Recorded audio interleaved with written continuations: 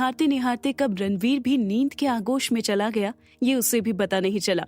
सुबह की पहली किरण जब रणवीर की आंखों पर पड़ी, तब जाकर उसकी नींद खुली। रणवीर ने जब अपने चारों तरफ नजर घुमाकर देखा, तब उसे याद आया कि वो रात भर माही के रूम में ही था। माही इस वक्त उसके सीने पर सिर रखकर और उसे कसकर पकड़े हुए सुकून से सो रही थी। माही की गर्म सांसें रणवीर को अपने सीने पर महसूस हो रही थी और उसके सिल्की बाल चेहरे पर आ रहे थे। रणवीर ने अपनी उंगलियों से माही के चेहरे पर आने वाले बालों को उसके कान के पीछे किया। माही सोते हुए रणवीर को बहुत ही मासूम और क्यूट लग रही थी। रणवीर ने आहिस्ता से उसे तकिए पर सुलाया। ऐसा करते हुए रणवीर ने इस बात का पूरा ध्यान रखा कि माही की नींद न खुले। रणवीर का उसे ऐसे छोड़कर जाने का बिल्कुल मन नहीं था, पर वो अब ज्यादा देर यहाँ नहीं रुक सकता था। उसने झुककर माही के होठों पर एक लाइट किस की और जैसे ही उठकर जाने लगा, तभी उसे ऐसा लगा जैसे किसी ने पीछे से उसकी शर्ट खींची हो। रणवीर ने पीछे देखा तो माही ने नींद में उसकी शर्ट का एक कोना कसकर पकड़ रखा था, जिसे देखकर रणवीर के चेहरे पर स्माइल आ गई। उसने धीरे से अपनी शर्ट को माही के हाथों से छुड़ाया और माही के फॉरहेड पर किस करके वहां से चला गया। थोड़ी देर में माही की नींद खुली और वो अंगड़ाई लेते हुए बैठ गई। तभी उसकी नजर सामने सोफे पर रखे टेडी बेयर पर गई, जिसे वो रात में पकड़कर सो रही थी। उसे कुछ समझ नहीं आया कि उसका टेडी बेयर वहां सोफे पर कैसे पहुंचा। वो अभी अपने सोच में ही गुम थी कि तभी उसके रूम का डोर ओपन हुआ और सारिका अंदर आते हुए बोली, उठ गई मेरी क्यूटी पाई। माही ने भी स्माइल करते हुए सारिका को गुड मॉर्निंग विश किया। फिर सारिका ने उसके फॉरहेड छूकर उसका फीवर चेक किया और फिर उसने एक चैन की सांस ली, क्योंकि अब माही का फीवर उतर चुका था। सारिका ने प्यार से पूछा, माही अब तुम्हारी तबीयत कैसी है? माही ने भी स्माइल करते हुए कहा, हाँ दी, मैं अब ठीक हूँ। सारिका ने कहा, चलो फिर जल्दी से रेडी होकर नीचे आ जाओ, हम सब तुम्हारा नाश्ते पर वेट कर रहे हैं। माही भी जल्दी से उठकर वॉशरूम की तरफ चली गई। माही जल्दी से रेडी होकर नीचे आई तो देखा कि सभी उसका ही वेट कर रहे थे। माही ने जल्दी से नीचे आकर सबको गुड मॉर्निंग विश किया। महेश जी ने प्यार से पूछा, बेटा तुम्हारी तबीयत अब कैसी है? माही ने हाँ में सिर हिलाते हुए कहा, जी चाचा जी, अभी मेरी तबीयत बिल्कुल ठीक है। फिर निर्मला जी ने भी बड़े प्यार से माही के सिर पर हाथ फेरा और सब ने अपना ब्रेकफास्ट करना शुरू किया। तभी महेश जी ने कहा, माही तुम्हारे लिए गुड न्यूज है बच्चा।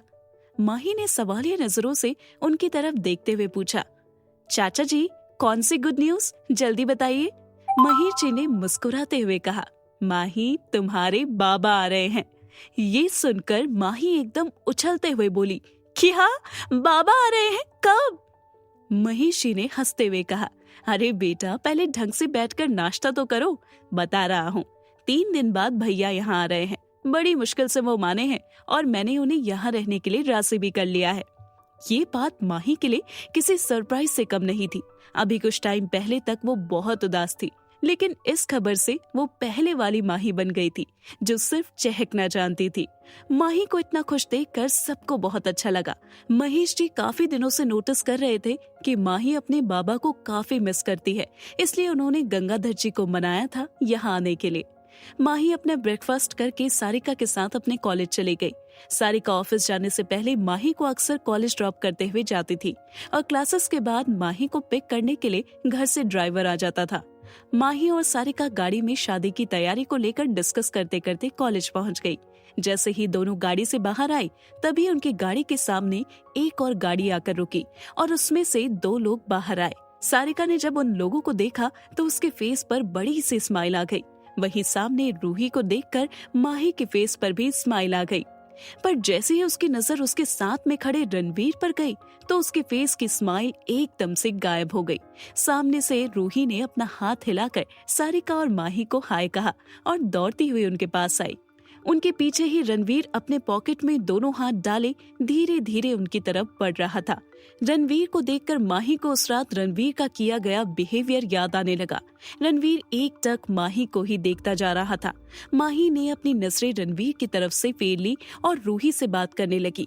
रूही ने खुश होते हुए सारिका से कहा, हाय भाभी, आप कैसी हो? और माही तुम कैसी हो? रुद्र भाई ने बताया था कि तुम्हारी तबीयत ठीक नहीं थी। माही ने स्माइल करते हुए कहा, अभी मेरी तबीयत बिल्कुल ठीक है। सारिका ने स्माइल करते हुए रणवीर से कहा, रणवीर, कल रुद्र, मैं और माही तीनों शादी की शॉपिंग के लिए जा रहे हैं। तुम और रूही भी चलो ना हमारे साथ। माही ने सारिका को देखकर एक नजर रणवीर को देखा और फिर सारिका से बोली, दी, कल मुझे कॉलेज में एक जरूरी काम है तो मैं आप लोगों के साथ नहीं आ पाऊंगी। रणवीर समझ गया कि माही शॉपिंग पर क्यों नहीं आना चाहती है। उसने कुछ सोचते हुए सारिका से कहा, सारिका, वो क्या है ना, कल मेरी अर्जेंट मीटिंग है तो मैं तो नहीं आ पाऊंगा, तुम सब चले जाना। जब माही ने सुना कि रणवीर कल नहीं आने वाला है तो उसे मन ही मन तसल्ली मिली, क्योंकि उसने रणवीर की वजह से ही शॉपिंग पर जाने से मना किया था। उसने सारिका से कहा, दी, कोई बात नहीं, मैं कल टाइम निकाल कर आ जाऊंगी, थोड़ा सा काम है, मैं आज ही फिनिश कर लूंगी। माही की बात सुनकर रणवीर के चेहरे पर एक ना दिखने वाली मिस्टीरियस स्माइल आ गई। उसकी बात सुनकर सारिका ने उसे कंफ्यूजन से देखा, क्योंकि अभी वो मना कर रही थी और अभी चलने को बोल रही थी। सारिका ने कहा, माही, अगर तुम्हारा काम भी होता ना तो भी मैं तुम्हें अपने साथ लेकर जाती। मेरी शादी की शॉपिंग है और तुम नहीं आओगी, भला ऐसा कैसे हो सकता है? रूही ने कहा, हाँ भाभी, मैं भी आऊंगी भाई के साथ, हम सब एंजॉय करेंगे। माही, जो रणवीर की नजरों से थोड़ा अनकंफर्टेबल फील कर रही थी, उसने जल्दी से रूही से कहा, चलो रूही, क्लासेस शुरू होने वाली होंगी, हमें देर हो रही है। ये कहते हुए वो रूही का हाथ पकड़कर उसे लगभग खींचते हुए अपने साथ कॉलेज के अंदर ले गई। सारिका ने भी रणवीर को बाय कहा और अपनी गाड़ी में बैठकर निकल गई। रणवीर काफी देर तक माही को जाते हुए देखता रहा, फिर उसने अपनी आंखों पर गॉगल्स चढ़ाए और अपनी गाड़ी में बैठकर ऑफिस के लिए निकल गया। रणवीर जब अपने कैबिन में पहुंचा तब रुद्र वहीं सोफे पर बैठकर उसका वेट कर रहा है। रणवीर ने अंदर आते हुए अपनी गाड़ी की चाबी डेस्क पर रखी और अपनी चेयर पर बैठते हुए बोला, रुद्र, तुम यहाँ क्या कर रहे हो, कोई काम था क्या? रुद्र ने कहा, रणवीर, मैं तुम्हारा ही वेट कर रहा था, मुझे तुझसे कुछ बात करनी है। रणवीर ने अपनी सिगरेट सुलगाते हुए पूछा, बोलो। रुद्र थोड़ा टेंस होते हुए बोला, रणवीर, वो इंडिया वापस आ गया है। रणवीर ने लापरवाही से अपना सिर चेयर से टिका लिया और एक लंबा कश लेते हुए बोला, मुझे पता है। रुद्र ने हैरानी से रणवीर को देखते हुए कहा, what, you know everything, still you are relaxed. Ranveer ने उसकी बात का कोई जवाब नहीं दिया और अपनी सिगरेट के कश लेने लगा। रुद्र ने एक बार फिर पूछा, अब तुम क्या करने वाले हो? रणवीर ने अपनी सिगरेट को एस्ट्रे में बुझाया और एक डेविल स्माइल करते हुए बोला, जस्ट वेट एंड वॉच। दूसरे दिन इंदौर के सबसे बड़े मॉल के बाहर एक बड़ी सी ब्लैक कलर की गाड़ी आकर रुकी और उसके पीछे 2 और गाड़ियां आकर रुकी, जिसमें से काले रंग के कपड़ों में बॉडीगार्ड बाहर आकर मॉल के आसपास खड़े हो गए। गाड़ी से रुद्र, सारिका, रूही और माही बाहर आए। माही ने आज एक पिंक कलर का अनारकली सूट पहना था और अपने लंबे सिल्की बालों को खुले ही छोड़ रखा था। मेकअप के नाम पर सिर्फ लिप ग्लॉस लगाया था और फिर भी वो बहुत खूबसूरत लग रही थी। वो चारों एक साथ मॉल के अंदर चले गए। मॉल में आते ही रूही ने कहा, भाई, पहले क्लोथिंग स्टोर में चलते हैं ना। इतना बोलकर उसने रुद्र का हाथ पकड़ लिया और लगभग खींचते हुए उससे ले गई। रूही की एक्साइटमेंट देखकर माही को हंसी आ रही थी। माही और सारिका भी उनके पीछे पीछे चली गई।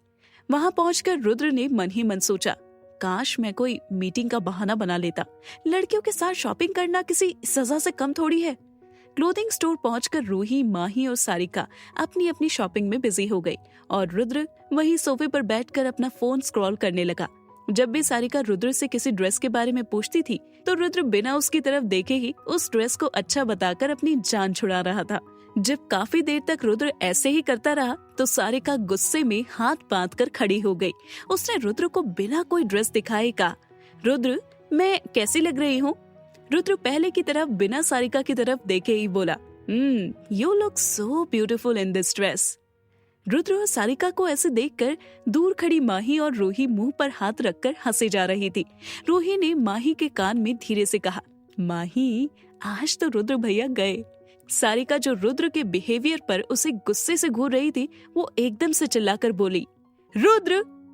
सारिका के ऐसे चिल्लाने से रुद्र, जो अब तक फोन में घुसा था, उसके हाथ से फोन छूटकर गिर गया और वो हड़बड़ाते हुए सोफे से उठकर बोला, हाँ बेबी, क्या हुआ? सारिका गुस्से में रुद्र को घूर कर देख रही थी। रुद्र के पूछने पर सारिका ने कहा, मैंने 2-3 बार तुमसे पूछा कि मेरी ड्रेस कैसी लग रही है और तुमने बिना देखे कहा, you are looking so beautiful in this dress, जबकि मैंने दूसरी कोई ड्रेस चेंज की ही नहीं थी। अभी हमारी शादी हुई नहीं है और तुमने अभी से मुझे इग्नोर करना शुरू कर दिया। रुद्र ने सारिका को मनाने वाले अंदाज में कहा, बेबी, मैं तो तुम्हें अपने मन की आंखों से देख रहा था। वैसे भी तुम इतनी खूबसूरत हो कि तुम जो भी पहनोगी उसमें खूबसूरत ही लगोगी। You are the most beautiful girl in this world. Sarika Rudra की बातों को सुनकर शर्मा गई और स्माइल करते हुए बोली, सच? इतना कहकर वो रुद्र के गले लग गई। रुद्र मन ही मन ऊपर वाले का शुक्रिया अदा करते हुए बोल रहा था, आज तो तू बच गया रुद्र। दूर खड़ी रूही ने माही से कहा, इनका अलग ही चलता रहता है, चलो हम अपनी शॉपिंग पर फोकस करते हैं। फिर दोनों अपनी अपनी शॉपिंग में लग गई। माही ने अपने लिए एक लहंगा सिलेक्ट किया और उसे ट्राई करने के लिए ट्रायल रूम में चली गई। माही वो लहंगा पहनकर बाहर सारिका और रूही को दिखाने आई और घूमकर अपना लहंगा दिखाने लगी। माही का गोरा रंग जो थोड़ा गुलाबी रंगत लिए हुए था, उस पर वो हरे रंग का लहंगा गजब लग रहा था। वहाँ कोई और भी था जिसकी गहरी नजरें माही को देख रही थी। सारिका ने माही को ऊपर से नीचे तक देखते हुए कहा, वो Mahi, you are looking so pretty in this lehenga, इसे भी पैक करवा लेते हैं। माही को भी वो लहंगा बहुत पसंद आ रहा था। वो चेंज करने वापस ट्रायल रूम में चली गई। उसने अपने लहंगे का दुपट्टा हटाया ही था कि उसे अपनी पीठ पर किसी की ठंडी उंगलियों का टच महसूस हुआ। माही ने घबराकर पीछे देखा तो सामने खड़े शख्स को देखकर उसकी आंखें हैरानी से बड़ी हो गई। कौन था ट्रायल रूम में जिसे देखकर माही एकदम शॉक्ड रह गई? आखिर किसके लौट कर आने से रुद्र परेशान था? जानने के लिए सुनते रहिए टॉक्सिक लव सिर्फ पॉकेट एफएम पर।